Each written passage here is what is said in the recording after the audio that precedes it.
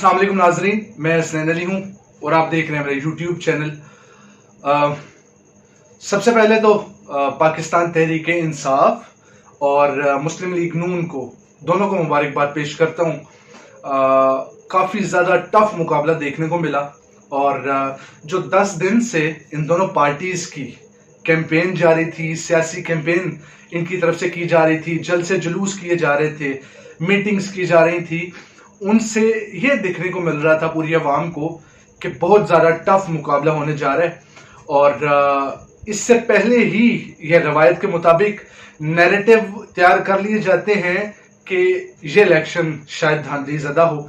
और आज जब पोलिंग का आगाज़ हुआ तो दोनों मेंबरान ने, दोनों पार्टीज के मेंबरान की तरफ से बयानी जारी होना शुरू हो गए कि धांधली ज़दा इलेक्शन होगा, ये हमें इस हवाले से बाखबर रहना है, आगाह रहना है, अपनी तवज्जो मुकम्मल तौर पर मरकूज रखनी है इन सारे मामलात पर पोलिंग के। तो नाजरीन, सबसे पहले तो इन दोनों जमातों को मुबारकबाद देता हूँ मैं कि दोनों ने अच्छा मुकाबला किया। और इस वक्त जो 80% नताइज का ऐलान कर दिया गया है और उसके मुताबिक तकरीबन 16 से 17 जो सीट्स हैं वो पीटीआई पाकिस्तान तहरीक इंसाफ के हक में आई हैं और पाकिस्तान तहरीक इंसाफ ने अक्सरियत के साथ ये मार्का हासिल कर लिया है। और अब ये जो बाई इलेक्शंस हैं, ये जो इनका नताइज का ऐलान जो है वो बहुत जल्द कर दिया जाएगा, 100% नताइज का। इनका जो असर होने जा रहा है पूरी हुकूमत पर, वफाकी हुकूमत पर, पंजाब पर, और ओवरऑल जो इसके असरात होंगे पूरे पाकिस्तान में, वो मैं आप सबको इस हवाले से आगाह करने जा रहा हूँ।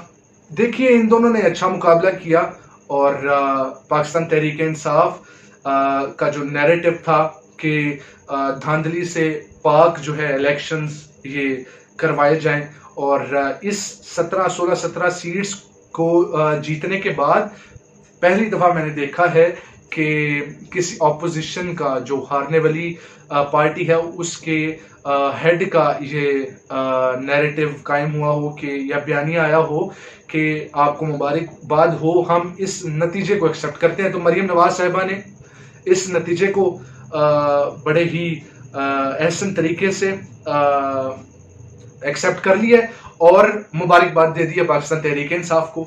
नाज़रीन, 2 रवायात कायम हुई हैं और 2 रवायात टूटी हैं। तो एक तो रवायत कायम हो गई है और एक कायम होने जा रही है। जो रवायत टूटी और कायम हुई वो ये थी कि आज से पहले कभी भी जितने भी मेंबरान अपनी वफादारियां तब्दील कर लेते थे और दूसरी पार्टियों में जाकर बैठ जाते थे जब वोट ऑफ नो कॉन्फिडेंस का मौका होता था, और इस तरह के हालात के दौरान जब पार्टी को बहुत ज़्यादा ज़रूरत हो एक उस कारकुन की जो कि सिटिंग मेंबर है एक असम्बली का, और उस ऐन मौका पर जो है मेंबर जो है वो अपनी वफादारियां तब्दील कर ले और चला जाए। तो ये एक कह लें कि आप रवायत बन चुकी थी, रिवाज बन चुका था, 70 साल से इस तरह होता आ रहा था। लेकिन इस पर कोई एक्शन लेने वाला नजर नहीं आया। पूरी ओवरऑल सियासत में कोई इस पर सिर्फ अपने बयानी जारी कर दिए जाते थे कि ये लोटे हैं, ये ऐसे हैं, ये गलत हैं। और मेरा तो ख्याल था कि ये बयानिए ही सिर्फ नहीं कायम करने चाहिए थे बल्कि उनके खिलाफ कार्रवाई की जानी चाहिए थी। पर इतनी अकल का इस्तेमाल किसी भी सियासतदान ने नहीं किया। मगर 2022 में जब इस तरह की हरकत की गई, जब वोट ऑफ नो कॉन्फिडेंस के दौरान अपनी वफादारियां तब्दील कर लोटे करार पाए, तो पाकिस्तान तहरीक इंसाफ के चेयरमैन इमरान खान साहब ने इस मामले को चैलेंज किया सुप्रीम कोर्ट में, और 63A की जो खिलाफ वर्जी थी उसकी तशरीह की गई और सुप्रीम कोर्ट ने यह फैसला जारी किया कि फैसला नहीं, क्योंकि सुप्रीम कोर्ट के पास ये इख्तियार है कि वो तशरीह करती है और राय का इजहार करती है, फैसला नहीं जारी कर सकती। किसी भी आइन के मामले में आइन की तशरीह कर सकती है। तो आइन की तशरीह ये की कि कोई भी पार्टी मेंबर अगर इस तरह का काम करता है कि वोट ऑफ नो कॉन्फिडेंस के मौका पर अपनी वफादारियां तब्दील कर लेता है तो उसको जनाब नाअहल करार दे दिया जाए और उसके खिलाफ कार्रवाई होनी चाहिए। तो जब ये राय का इजहार किया गया सुप्रीम कोर्ट की जानिब से, तो इलेक्शन कमीशन ने उनके फैसले से मदद चाही और ये फैसला जारी किया कि 20 मेंबरान को हम जो है नाअहल करार देते हैं और इन पर दोबारा से इंतखाबात करवाए जाएंगे। तो इन इंतखाबात का जो है नाजरीन आप सबके सामने नतीजा आ चुका है। रवायत ये कायम हुई कि जो इन बेवफाओं के साथ जो सलूक करना चाहिए था, जो माजी में नहीं होता रहा, वो इमरान खान साहब ने किया। और जो अवाम की सियासी तरबियत है जिसमें ये शामिल है कि अवाम को ये बताया जाए कि ऐन उस मौका पर वफादारी कभी भी तब्दील ना की जाए, ऐन उस मौका पर अपनी पार्टी को ना छोड़ा जाए जब आपको लग रहा हो कि दूसरी पार्टी की तरफ आपका मुफाद है। तो ये रवायत जो है कायम की गई कि इनके खिलाफ अवाम के जहनों में शाऊर पैदा किया गया, अवाम को आगाह किया गया, बाखबर किया गया। इस हवाले से जो कैंपेन चलाई इमरान खान साहब ने, मैं उनको खराज तहसीन पेश करता हूँ कि जो उन्होंने ये काम किया। अवाम, मैं आपको बताता हूँ कि ये जो उनका अमल था वो आने वाली नस्लों को आगाह रखेगा, शऊर पैदा करेगा आने वाली नस्लों के जहनों में कि कभी भी कोई इस तरह का मेंबर काम करे तो उसको रिजेक्ट कर दिया जाए, उसको नाअहल करार दे दिया जाए, उसके खिलाफ आवाज बुलंद की जाए। तो ये एक रवायत कायम हो गई। ये बहुत अच्छा अमल है आने वाली मुस्तकबिल की सियासत के लिए। तो मैं इमरान खान साहब को इस पर मुबारकबाद पेश करता हूँ। दूसरी रवायत क्या कायम हुई है और होने जा रही है, वो ये है कि नाजरीन, वफाकी हुकूमत जब भी पाकिस्तान में रही है तो उस दौरान पंजाब में जो है वो पंजाब की हम हुकूमत जो है वो जो वफाकी हुकूमत होती है उसी की होती है। और अगर इस तरह के मामलात हों तो काफ़ी ज़्यादा क्लैश आ जाते हैं, क्योंकि पंजाब जो है वो पाकिस्तान का सबसे बड़ा सूबा है और हुकूमत चलाई ही इस सूबे से जाती है। और वफाक के पास अगर पंजाब सूबा नहीं है तो आप इसका मतलब समझ ले कि वो उसके पास राइट्स नहीं है हुकूमत करने के, हुकूमत चलाने के, इंतजाम चलाने के। तो 22 तारीख को जो इलेक्शन होने जा रहे हैं, वजीर आला, 9 मुंतखब वजीर आला जो मुंतखब किया जाएगा, उसकी सीट पर जो इलेक्शन होने जा रहे हैं उस पर नाजरीन ऑब्वियसली 17 सीटें पीटीआई ले गई है और नंबर के हिसाब से जाहिर परवेज इलाही की दुआ कबूल हो गई है और उनको जनाब वजीर आला का जो कलमदान है वो संभालने को मिलेगा इंशाअल्लाह ताला 22 तारीख को।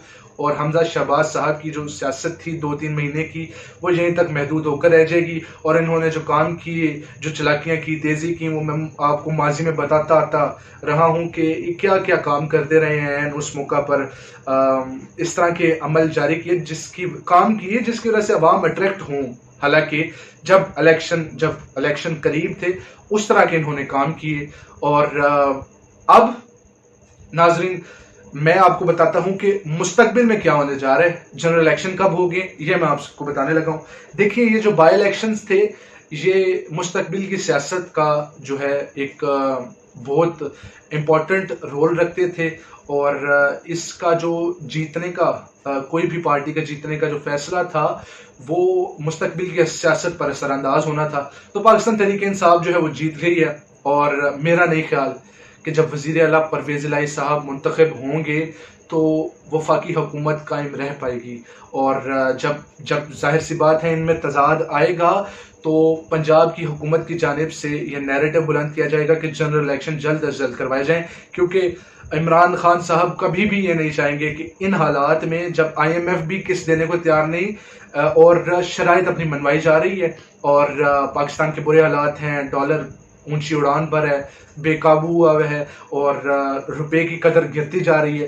तो इन हालात में कभी भी इमरान खान बड़े सियासतदान हैं, अक्लमंद सियासतदान हैं, वो इस मौका पर कभी भी इस हुकूमत को कंटिन्यू नहीं रखेंगे और ये जोर दिलवाएंगे कि जल्द अज जल्द जनरल इलेक्शन करवाए जाएं ताकि उनमें जो है वो ये नतीजे सामने आए कि पता चल सके कि कौन सी हुकूमत है जिसको अवाम अपने मैंडेट देगी और उसको हुकूमत पर लाना चाहेगी। तो मैं समझता हूँ कि बहुत जल्द इसी साल के अंदर नाजरीन जनरल इलेक्शन का ऐलान होने जा रहा है। मैं चाहता भी यही हूँ कि जल्द अज जल्द जनरल इलेक्शन करवाए जाएं और उसमें पार्टी को मुंतखब करके दोबारा से पाकिस्तान के इन मामलात को देखा जाए, क्योंकि पाकिस्तान एक अचानक से ऐसे चलती है जैसे एक रेलगाड़ी, उसको डिट्रैक कर दिया जाता है, वैसे कर दिया गया इन 2-3 महीनों के अंदर अंदर वोट ऑफ नो कॉन्फिडेंस लाकर, जब लोटे अपनी वफादारियां तब्दील कर बैठे थे। तो मैं पाकिस्तान के लिए दुआगो हूँ, मैं पाकिस्तान की बेहतरी के लिए दुआगो हूँ। नाज़रीन, ये तमाम थे हकायक। इन हकायक से नतीजा अखज़ करना मैं पूरी अवाम पर छोड़ता हूँ। मैं आप सबसे इजाज़त चाहता हूँ। अपना ख्याल रखिएगा। अल्लाह निगहबान।